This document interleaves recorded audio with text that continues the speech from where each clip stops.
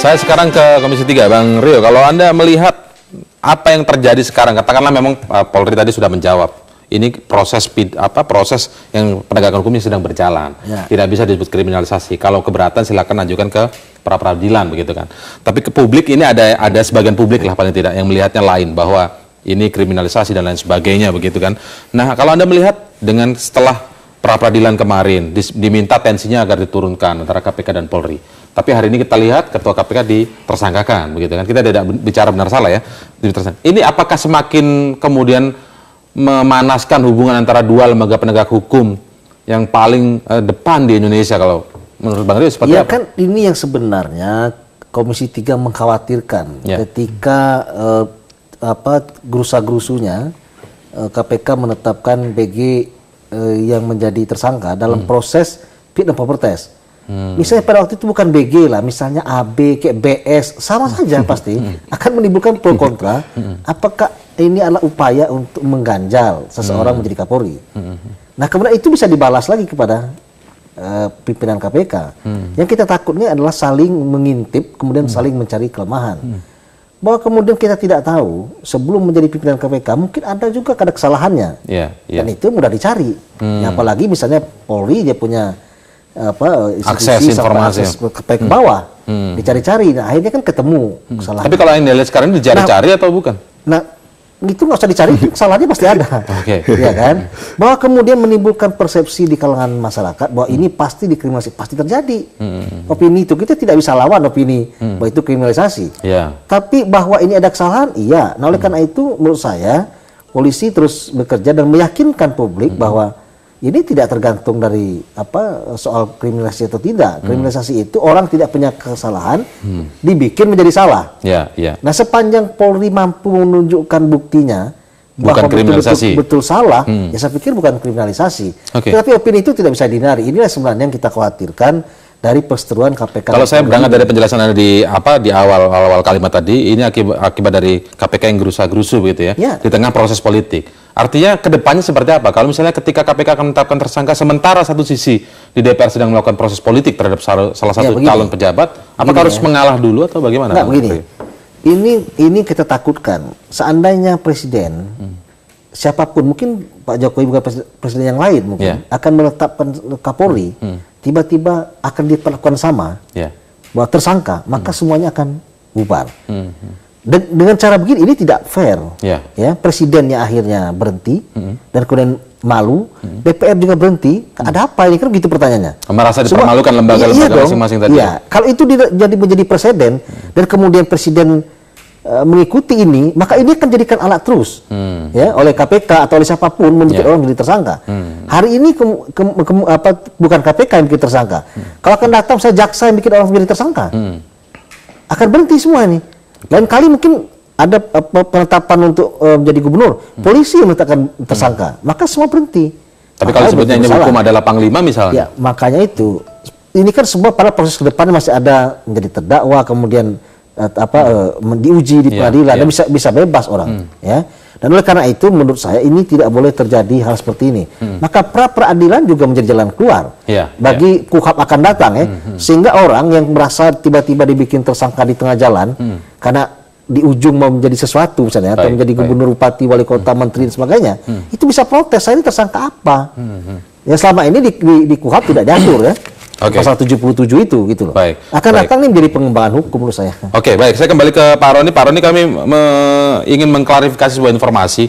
Benarkah sekarang dari Bareskrim Polri tengah melakukan pemeriksaan begitu atau sedang menelusuri kasus pada 21 penyidik KPK tentang senjata ilegal? Pak, sampai saat ini saya belum mendapatkan informasi dari Kabareskrim Polri berkaitan dengan yang ditanyakan oleh Mas Indra. Saya akan tanyakan, saya belum dapatkan update ya tentang kasus yang berkaitan dengan 21 penyidik KPK sebagaimana pertanyaan tadi.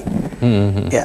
Baik, Pak Roni, kalau kemudian ini memang kemudian akhirnya nanti terklarifikasi informasi yang tadi saya tanyakan, tidak sadarkan misalnya dari pihak kepolisian bahwa nanti ini akan semakin memperkeruh hubungan antar penegak hukum misalnya dengan KPK? Pak Roni? Ya, kita melihat bahwa kalau yang berkaitan dengan penyidik, ya kita lihat apakah itu merupakan sebuah perbuatan pidana atau hanya berkaitan dengan pelanggaran disiplin katakanlah, atau pelanggaran kode etik. Baik. Ya, karena berkaitan dengan membawa senjata api, ya misalnya faktanya memang seperti itu. Nah, senjata api ini senjata api mereka atau senjata api milik institusi mana? Nah, apakah mereka sudah memegang izin? Ya, kalau hanya berkaitan dengan izin, saya kira itu kan bisa diselesaikan dengan membuat izin, melengkapi izinnya. Itu sebuah upaya untuk penertiban saja. Ya, tidak semua kasus itu kemudian harus dilihat secara pidana, Pak Indra. Baik. Bukan bentuk dari pelemahan terhadap KPK ya, Pak ya. Kemudian karena kalau kemudian sampai tingkat penyidiknya pun sampai ke sana, kemudian tidak hanya sampai di pimpinan, begitu Pak Roni. Ya, ini harus kita berpikir secara arif dan bijaksana, melihat dan mendengar informasi itu yang belum jelas. Saya kira ini harus dilihat faktanya apa memang ada seperti itu. Baik. Ya, saya akan sampaikan ke Pak Indra kalau ada informasinya, Pak Indra. Ya. Baik. Kita kembali ke soal yang bagaimana KPK ke depan, karena posisinya sekarang disebut kritis, Komisioner KPK mengaku terganggu juga. Artinya kedepannya harus perpu begitu kan Presiden. Tapi yang paling menarik maksudnya begini, ketika kedepannya nanti bagaimana proses rekrutmen terhadap pimpinan KPK begitu. Tadi beberapa anggota DPR juga menyebutkan bahwa panselnya diganti saja. Kalau Anda sebut tadi juga, kalau misalnya cari-cari kesalahannya, ada saja pasti kesalahan. Nah, ini bagaimana kemudian mencari komisioner KPK dengan kewenangan yang begitu besar, lembaga extraordinary, begitu? Gini, kalau pansel itu memang setiap momentum mencari anggota KPK ya harus pansel baru. Tidak mesti pansel yang dulu dipakai lagi.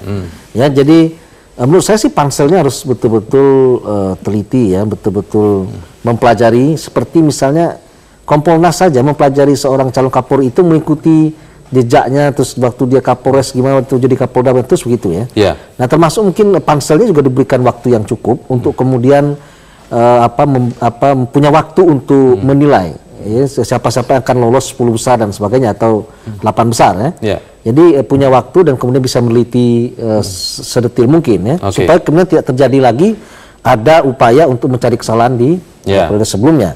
Nah, ke depan mungkin juga KPK harus merubah dirinya. Jangan lagi misalnya mencari sesuatu itu yang sekian 5-6 tahun ke belakang, tapi bagaimana mencegah agar tindak pidana korupsi ini tidak kemudian menjadi makin hebat ke depannya. Itu yang lebih penting daripada kita mencari-cari dan melihat ke belakang. Jadi bagaimana pencegahan itu lebih dikedepankan daripada penindakan. Ya. Itu yang menurut saya sih lebih baik. Jadi jangan kemudian yang korupsinya pun udah lupa saking lamanya. 6 tahun ini KPK lebih ingat. Kalau kita juga dengar tadi pernyataan anggota DPR Ruhut Sitompul begitu ya, dan Komisi 3 juga yang menyebut bahwa panselnya diganti mencari sosok yang beda-beda tipis dengan malaikat begitu kan. Tapi saya ingat ketika terpilihnya komisioner KPK di periode sekarang ini, begitu diagung-agungkan di Komisi 3 nama Abraham Samad, kalau tidak salah istilahnya saat itu dari Makassar akan berani berantas korupsi. Saat itu kan didukung semuanya. Nah, apa yang terjadi dengan sekarang ini? Kok seolah semuanya itu begini, kalau kita melihat ini ada Samad ini seorang yang tidak sempurna sama sekali, kemudian komisioner yang lain juga banyak kasusnya dilaporkan. Kalau kita lihat ranking ya, ini ranking dari hasil 10 besar. Pak Samad itu ranking 6 ke ranking 7. Dia tidak masuk dalam 5 besar. Ya, tapi kemudian dipilih oleh DPR, maka terpilih. Ya, jadi artinya mungkin tekad yang dianggap bahwa dia Pak Samad tidak begitu diunggulkan, kemudian menjadi ketua KPK, itu mungkin memberikan harapan dan dia bertekad untuk menunjukkan walaupun saya terpilih nomor 7, saya bisa buktiin bahwa saya bisa lebih serius menangani itu. Nah, menurut saya sih Samad awalnya sih mungkin firm untuk itu ya. Jadi ada kemungkinan orang berubah saat sudah menjabat di lembaga yang kemudian ada proses terganggu dengan persoalan wapres, jadi menurut saya itu akhirnya melanggar kode etik ya. Menurut saya nih, apalagi kemarin dia pada kasus Anas, bocor dan sprindik sempat disidang ke komite etik juga. Jadi menurut saya itu mungkin ketika bersenggolan dengan kekuasaan, bermain-main, jadi agak sedikit lari dari komitmen itu. Tapi bagaimanapun juga tidak juga menutup mata bahwa KPK juga sudah menunjukkan kerjanya ya. Jadi ada beberapa hal juga harus diakui. Jadi begini, KPK ini sebuah lembaga yang kecil sebenarnya, 5 orang, kemudian yang bekerja tidak lebih dari 1.000 orang di sana, tetapi punya kewenangan sangat besar. Ya, ada SP3 yang tidak boleh SP3 dan sebagainya. Nah, tidak boleh ada SP3 itu menunjukkan bahwa KPK ini harus punya tingkat kehati-hatian yang tinggi, cermat dan tidak buru-buru. Kalau misalnya polisi dan jaksa itu punya 2 alat bukti bisa menetapkan orang tersangka, mungkin dia berpikir harus bisa 5 supaya ini tidak bisa ditarik lagi. Kalau polisi dan jaksa punya SP3 itu ketika dalam perjalanan misalnya tidak begitu kuat bukti yang 2 ini, ya ada ruang untuk itu. Nah kemudian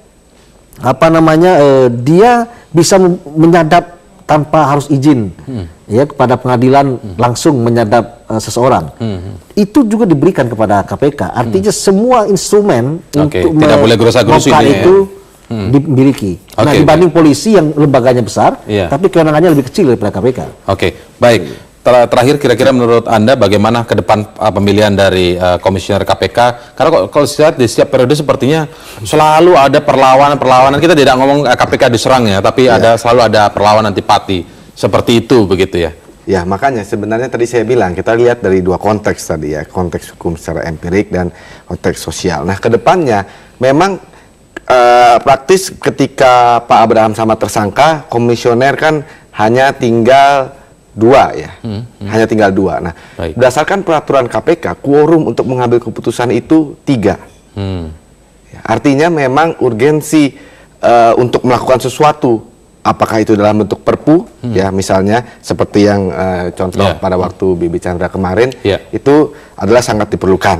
Gitu. Nah, yang kedua, saya juga tertarik juga tadi mengenai saran dari kepolisian untuk pra-peradilankan tadi ya. Nah, ini kan nantinya ketika kita sepakat untuk satu pemahaman bahwa pra-peradilan bisa menguji penetapan tersangka seperti tadi yang Bang Rio bilang, maka konsekuensinya kan kita harus pikirkan apakah instrumen hukum kita, instrumen SDM kita dapat sudah cukup ketika semua tersangka nanti mengajukan pra-peradilan. Betul, karena memang pada ide besarnya adalah penetapan tersangka, saya setuju harus bisa diuji karena itu adalah pangkal dari pelanggaran hak asasi manusia berupa upaya paksa, maka harus ada justifikasi secara hukum dan itu harus bisa diuji. Itu menurut saya. Terakhir Pak Roni, jadi apakah memang benar nanti hari Jumat Abraham Samad akan dipanggil pertama kali untuk diperiksa sebagai tersangka karena kuasa hukum sempat minta diperiksanya tidak di Sulsel begitu tapi di Jakarta. Ya Pak Indra, saya kira tentang bagaimana teknik dan proses pemeriksaan itu diserahkan sepenuhnya kepada penyidik karena tujuan dari pemanggilan itu adalah untuk mendapatkan berita acara pemeriksaan tersangka yang nantinya untuk melengkapi berkas perkara yang akan diserahkan kepada jaksa penuntut umum. Saya izin urun rembuk berkaitan dengan bagaimana kita memperkuat KPK. Sekarang ini KPK kan masih berorientasi kepada pemberantasan dengan upaya-upaya penegakan hukum yang ternyata juga makin banyak kasus korupsi. Bagaimana kalau kita melihat bahwa KPK itu juga ada deputi pencegahan yang harus kita sudah ada kan Pak Roni? Lah ada deputi pencegahan yang harusnya itu lebih kuat ketika sedang menyadap bahwa ada rencana transaksi, diingatkan pimpinannya, saya sudah sadap itu, kalau terjadi kita akan sikat itu.